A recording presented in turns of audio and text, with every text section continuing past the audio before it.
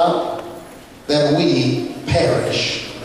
My brothers and my sisters, for the little time I have to share with you this evening, I would like to talk from this thought very simply: Jesus cares. Jesus cares. And if you will look at the person beside you, say, "Excuse me, I just want to tell you, Jesus cares." If you're not me, look at one more person and look them in the eye and say, "Neighbor, let me encourage you, regardless of who doesn't care, Jesus cares."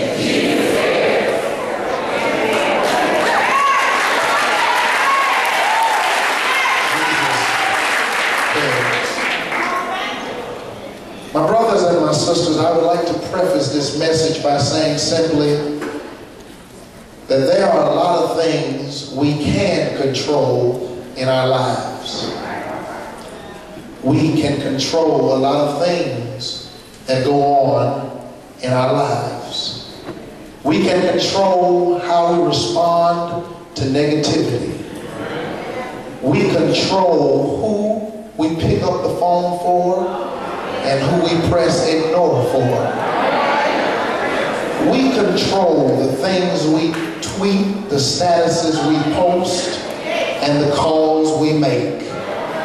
We control whether or not we are going to study for that test, or whether or not we're going to look over at the person beside us and pray they have the right answer. So we control some things in our lives. We can control how fast we drive on the highways and streets.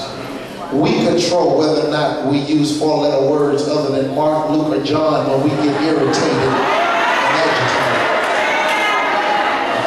It was that great Protestant reformer, Martin Luther, who once said, "You can't keep a bird from flying over your head, but you can keep a bird from making a nest in your hair." In other words, Martin Luther was saying some things we can control. You can control how you do in school. You can control how you treat your brother, your sister, and your neighbor. You can control the regularity in which you attend church, Bible study, and Sunday school. But my brother and my sister, there's one thing we cannot control, and that is we cannot control the weather. No person in this room has the ability to control the weather. For the weather is that natural phenomenon which happens. It is out of your control. You and I cannot boss the weather. We can't regulate the weather. We can't tempt the weather. We can't restrain the weather. We can't contain the weather. We can't manipulate the weather. We can't alter the weather. We can't change it, affect it. The only thing that we can do with the weather is try to protect ourselves in it, because all of us will find yourself dealing with that natural phenomenon called the weather.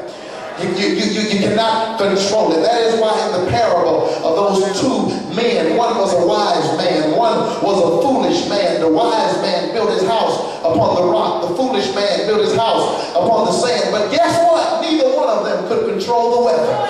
The floods rose on both of their houses. The winds blew on both of their houses. The rain fell on both of their houses, because we cannot control the weather. And guess what comes along with the weather? Storms usually come along with the weather.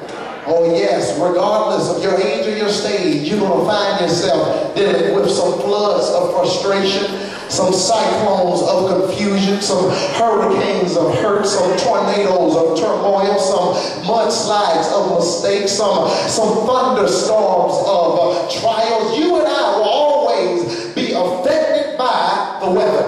And one thing interesting about the weather doesn't call you first before it shows up.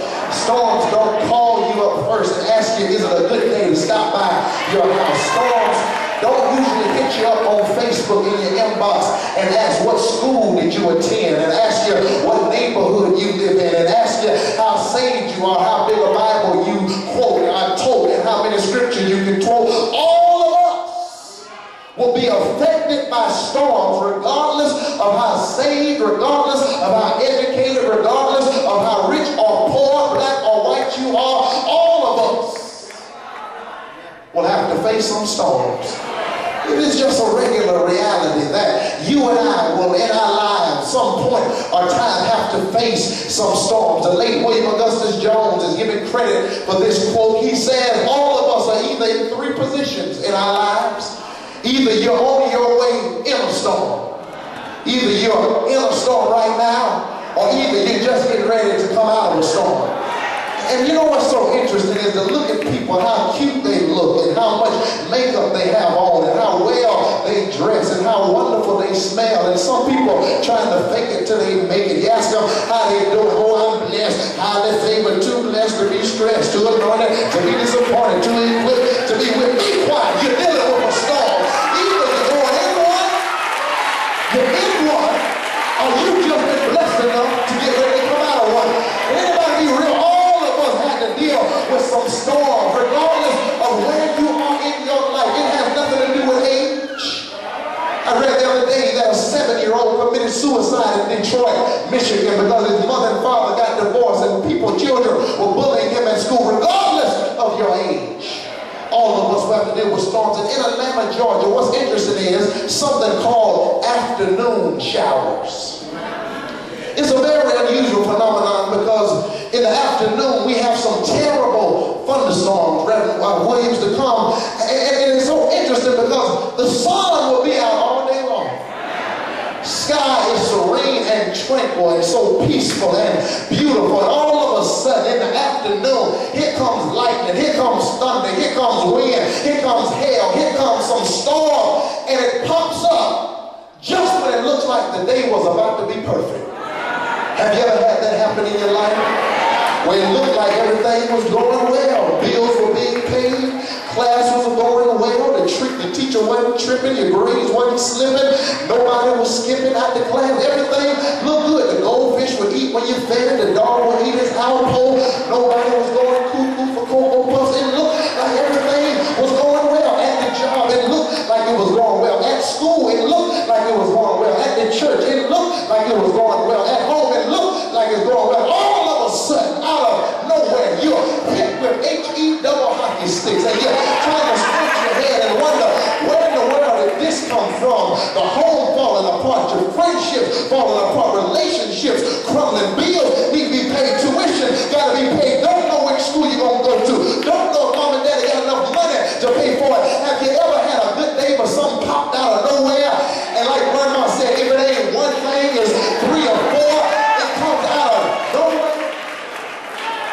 That's what's going on in the text. This allows us and places us around the parameters of the passage that we're going to peruse for this preaching period. Because in the text, verse 35 teaches us that it was that same day. And then Mark, that first gospel writer, even goes further. He says it was evening time.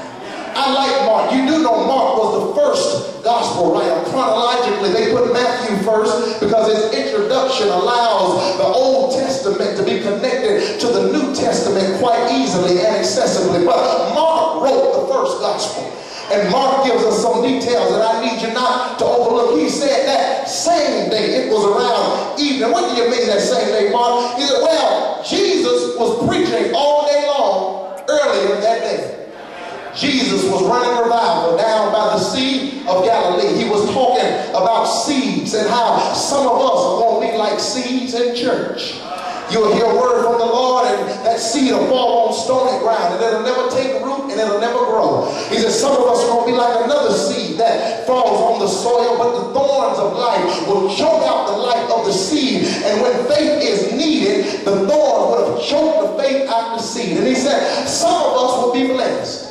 You'll be like that seed that allows to be falling and falling down in good soil, and you'll take root, and when the storms of life come, you'll be all right. Jesus has been preaching all day long, and all of a sudden he tells them, let's go over to the other side. Don't miss this. Mark said it was that same day in the evening. They've been in church all day long, and later that evening they're met with a storm.